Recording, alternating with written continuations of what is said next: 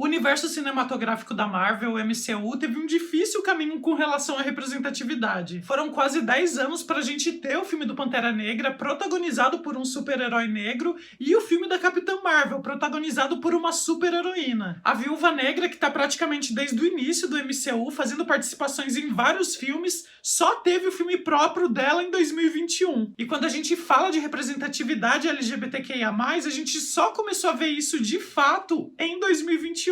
Então nesse vídeo eu vim falar sobre a trajetória da representatividade LGBTQIA+, no universo cinematográfico da Marvel, que no último ano culminou com o que a gente viu no filme dos Eternos. Avisando desde já que eu vou focar apenas nos filmes e séries considerados canon no MCU. Isso quer dizer que eu não vou falar de Agents of S.H.I.E.L.D., Os Fugitivos e as séries da Netflix, ok? Dito isso, então, bora pro vídeo! E aí, gente, eu sou o Pato e estou sempre fazendo vídeos sobre filmes, séries e animações com conteúdo LGBTQIA+. Se você gosta desse tipo de vídeo, se inscreve aqui no canal, aproveita e já deixa um like para ajudar o vídeo a chegar a muito mais pessoas. Como eu disse, foi um difícil caminho pra gente chegar na representatividade LGBTQIA+, no MCU, como a gente viu no filme dos Eternos. Por muito tempo, tudo que a gente via nos filmes era apenas especulação, subtexto e queerbait. Na época do lançamento de Guardiões da Galáxia Volume 2, lá em 2017, o diretor James Gunn deu a entender numa entrevista que a gente poderia ter um personagem LGBTQIA+ no filme. No entanto, depois do filme lançado, a gente viu que o único relacionamento explorado era entre a Gamora e o Peter. Claro que as pessoas caíram em cima do diretor, acusando ele de queerbaiting, então ele deu a seguinte declaração. O que eu quis dizer é o seguinte: há muitos gays no mundo, há muitos bissexuais no mundo, há muitos personagens no MCU. Mal conhecemos a sexualidade de qualquer um desses personagens. Sabemos que Gamora e Quill estão interessados um no outro. Esse é o único relacionamento sexual que existe dentro dos Guardiões. Sabemos que Drax tem um passado com uma esposa, então ele tem algum tipo de interesse por mulheres. Mas nós realmente não sabemos quem é gay e quem não é. Pode ser qualquer um deles. Ou seja, o James Gunn saiu pela tangente, né? Mas o que ele falou tem um pouco de sentido, né? A gente não conhece a orientação sexual dos personagens, então eles podem ser gays, podem ser bissexuais, porém a gente não pode esquecer que a nossa sociedade é predominantemente heteronormativa. Então se você não fala que o personagem é gay, que o personagem é bissexual, entende-se que ele é heterossexual. Pra gente considerar que um personagem seja de fato LGBTQIA+, precisa estar muito claro isso em tela. Uma evolução com relação a isso foi o que aconteceu em Thor Ragnarok, também de 2017. No filme a gente é apresentada a personagem Valkyria, que nos quadrinhos é bissexual, mas em Thor Ragnarok não foi explorada a sexualidade dela. Por conta disso, muitos fãs foram questionar e cobrar nas redes sociais, e a Tessa Thompson, a atriz que interpreta a Valkyria, acabou se posicionando no Twitter. Sim, Val é bi nos quadrinhos e eu fui fiel a isso em sua representação, mas sua sexualidade não é explicitamente abordada em Thor Ragnarok. Além disso, numa entrevista a Rolling Stone, Tessa Thompson disse que convenceu o diretor do filme Taika Waititi a gravar uma cena de uma mulher saindo de seu quarto para representar a bissexualidade da Valkyria. Mas apesar dela e do diretor lutarem para manter essa parte do filme, o trecho teve que ser cortado porque era uma distração para o real propósito da cena. Nesse caso, diferente de Guardiões da Galáxia, a gente tem uma confirmação, mas ainda assim não é algo que a gente vê em tela. No entanto, no painel da Marvel da Comic Con de San Diego em 2019, a Tessa Thompson falou que agora a Valkyria, como rei de Asgard, precisa procurar a sua rainha. As new king, she needs to find her queen. So that would be... E o Kevin Feige, presidente da Marvel Studios, confirmou que isso será sim explorado no próximo filme do Thor, Amor e Trovão. O filme está previsto para julho de 2022, então só lá a gente vai ter de fato essa confirmação. Seguindo, nós temos o filme Pantera Negra de 2018, que na minha opinião é um dos melhores filmes da MCU, e supostamente uma cena, um momento LGBTQIA+, teria sido cortado dele. Nos quadrinhos, as personagens Okoye e Ayo vivem uma história de amor, e o roteirista do filme confirmou que sim, a intenção era mostrar também na tela que as personagens vivem um relacionamento romântico. No entanto, durante o desenvolvimento do filme, essa trama entre as duas teria caído e a Marvel chegou a confirmar que o enredo dos quadrinhos não foi usado no filme e que o relacionamento entre elas não era romântico. Espero sinceramente que eles voltem atrás com isso e coloquem esse relacionamento delas no próximo filme do Pantera Negra que está sendo desenvolvido. Então, finalmente, em Vingadores Ultimato de 2019, temos o primeiro personagem LGBTQIA+, confirmado em tela no MCU. Porém, risos para essa representatividade. A cena é praticamente uma figuração durante o grupo de apoio que o Capitão América está participando com outras pessoas que perderam entes queridos durante o blip do Thanos. Nessa cena, um personagem que não tem nome, não tem importância narrativa para a história, interpretado pelo Joey Russo, um dos diretores do filme, se refere a outro homem como o amor que ele perdeu durante o blip. Eu particularmente não considero esse personagem como um grande passo para a representatividade, porque muitas pessoas quando assistiram nem perceberam que era um personagem LGBT, e como eu disse, ele não tem importância nenhuma para a narrativa da história. Então chegamos a 2021, onde a representatividade LGBTQIA+, finalmente começa a ser mostrada em tela da forma como deveria. Começando com a série WandaVision, onde nos quadrinhos os filhos da Wanda e do Visão são LGBT. O Billy, também conhecido como Wicano, é gay, e o Tommy, também conhecido como Celery, é bissexual. Inclusive aquele beijo que acontece nos quadrinhos dos Jovens Vingadores, que causou toda aquela polêmica na Bienal do Rio de 2019, que fez com que o Crivella censurasse o quadrinho, acontece entre o Wicano e o namorado dele, o Hulk. Na série WandaVision, o Billy e o Tommy ainda são muito novos para ser explorada a orientação sexual deles, mas um easter egg deixou todo mundo de olho aberto. Numa cena na cozinha da Wanda e do Visão, a gente consegue ver um mural com alguns desenhos de crianças e um deles é um arco-íris, né, que é o símbolo da bandeira LGBTQIA+.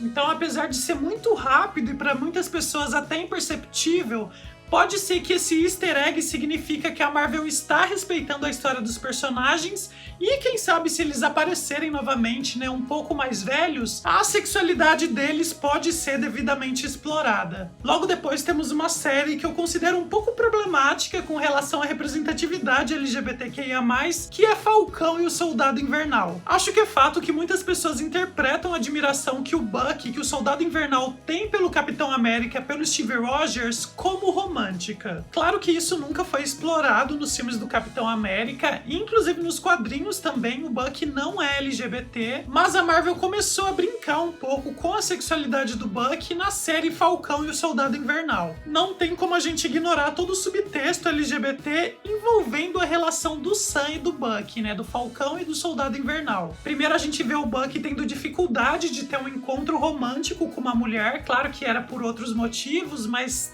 tava rolando uma dificuldade ali. Então a gente tem aquela cena do Bucky e do Sam rolando pela grama, né, que, assim, pra mim tinha muita tensão sexual ali. E depois os dois vão pra terapia, né, quase como se fosse uma terapia de casal, onde eles têm que ficar olhando um pra cara do outro, com os joelhos, com as pernas quase que entrelaçadas. Os dois agem quase como crianças, né, falando sai daqui, chega pra lá, o que gera um pouco de humor tanto pro público LGBTQIA+, quanto pro público hétero. O que chamou a atenção das pessoas também é quando o Bucky fala da dificuldade dele de usar aplicativos de relacionamento e com o fato de muitas pessoas usarem fotos de tigre. Isso porque quem usa fotos de tigre geralmente são homens, ou seja, ele pode estar no aplicativo conversando com homens. A diretora da série esclareceu que não era a intenção dar uma sexualidade pro Bucky e que ele pode estar confuso com relação a redes sociais e toda essa tecnologia porque ele é de uma outra época. Mas o que pegou mal durante a exibição da série é que o roteirista Malcolm Spellman, quando questionado sobre a sexualidade do Bucky,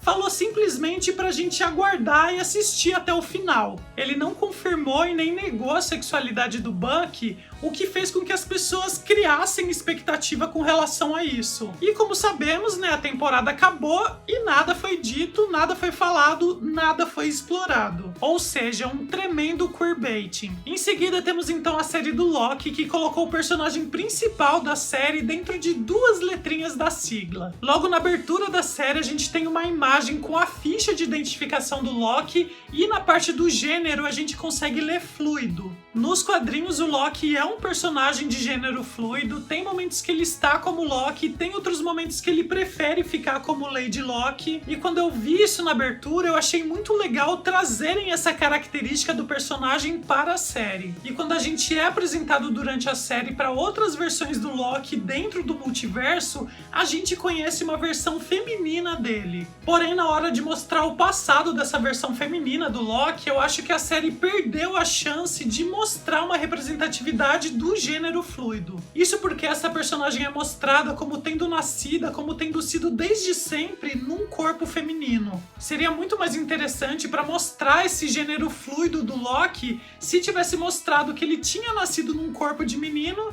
e durante a vida tivesse mudado, tivesse fluído para esse gênero feminino. O que a gente vê com relação ao Loki durante a série e durante os filmes que ele apareceu é ele fluindo entre os gêneros por conta da situação que ele precisa lidar e não porque ele se identifica com aquele gênero. Além disso, numa conversa entre o Loki masculino e o Loki feminino, a gente descobre o interesse do Loki por ambos os gêneros, mostrando que o Loki é bissexual. Isso sim eu achei bem representativo porque saiu da boca dos personagens essa fala. No entanto, na hora de mostrar essa representatividade em ação, eu acho que a série deixou um pouquinho a desejar. Isso porque a gente só viu o interesse sexual e romântico do Loki voltado para personagens femininos. Mesmo que fosse uma ceninha, algo muito rápido, poderia ter mostrado o Loki se interessando, interagindo com algum homem. Mas dentre todas as versões de Loki que aparecem durante a série, a única que ele foi se interessar, que ele foi se apaixonar, foi justamente a versão feminina. Então eu acho que Loki foi sim um avanço, mas ainda não chegou lá como poderia ter chegado. Então temos a série de animação What If, onde as atitudes do agente Coulson deixaram as pessoas também com uma pulga atrás da orelha. Lá atrás, no primeiro filme dos Vingadores, apesar dele dizer que namora uma violoncelista, ele demonstra bastante admiração pelo Capitão América. E agora nessa animação What If, onde a gente vê várias versões alternativas do MCU, o agente Coulson também mostra admiração agora pelo Thor. E os elogios que o agente Coulson faz a respeito da beleza e do cheiro do Thor levantaram a suspeita das pessoas de que ele possa ser bissexual ou pansexual. No entanto, nada disso foi explorado ou mostrado explicitamente dentro da animação. Então, finalmente chegamos ao ápice da representatividade LGBTQIA+, dentro do MCU, com o filme Eternos. Nos quadrinhos, a sexualidade do Phastos, que é um dos Eternos, não é explorada, mas no filme, além de gay, ele tem um marido e um filho. Esse é um passo extremamente importante para o MCU, mostrar um personagem LGBTQIA+, como ele deve ser representado em tela. A história do Phastos em nenhum momento é sobre ele ser gay, e sim sobre o amor que ele tem pelo marido e pelo filho. É uma história de amor pela família que poderia ser mostrado da mesma forma se fosse um personagem hétero. E além de mostrar essa família do Phastos, o filme foi ainda além, mostrando um beijo entre o Phastos e o marido dele. E, gente, que cena linda esse beijo dos dois. O ator que interpreta o marido do Phastos, o Hash Slamer, deu a seguinte declaração: "É um beijo lindo e muito emocionante. Todo mundo chorou no set. Pra mim é muito importante mostrar o quão amorosa e linda uma família queer pode ser. Brian Tyree Henry é um ator tão tremendo e trouxe tanta beleza pra esse papel, e em um ponto eu vi uma criança em seus olhos, e acho importante que o mundo seja lembrado de que nós na comunidade queer éramos todos crianças em um ponto. Esquecemos isso porque sempre somos retratados como sexuais ou rebeldes. Esquecemos de nos conectar nessa parte humana.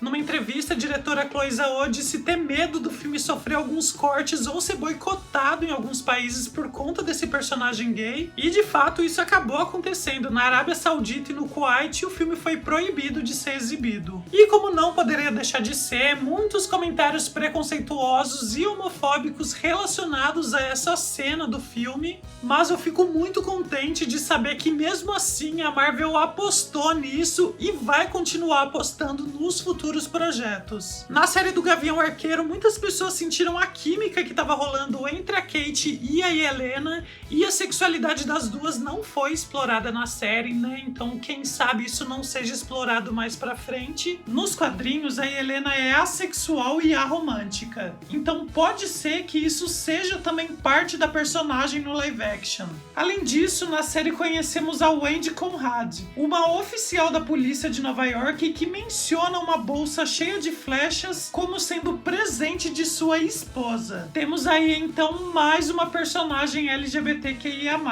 Apesar de aliada na série, nos quadrinhos a Wendy é a vilã Bombshell, nome inclusive que estava bordado na bolsa dela. Isso significa que há chances da personagem voltar no futuro. No próximo filme do Doutor Estranho, a gente vai ser apresentado para a personagem América Chaves, que nos quadrinhos é assumidamente lésbica. Se isso vai ser explorado ou não, a gente só vai saber também quando o filme for lançado. Inclusive a atriz que faz América Chaves no MCU é também atriz de Clube das Babás, uma série que eu já falei aqui no canal, eu acho assim uma gracinha. E eu imagino que a tendência para os próximos filmes e séries do MCU é realmente expandir essa representatividade LGBTQIA+, como o próprio Kevin Feige falou que ia começar a fazer. Ele disse que o que a gente viu em Eternos é apenas o começo do que a gente pode esperar para o futuro do MCU.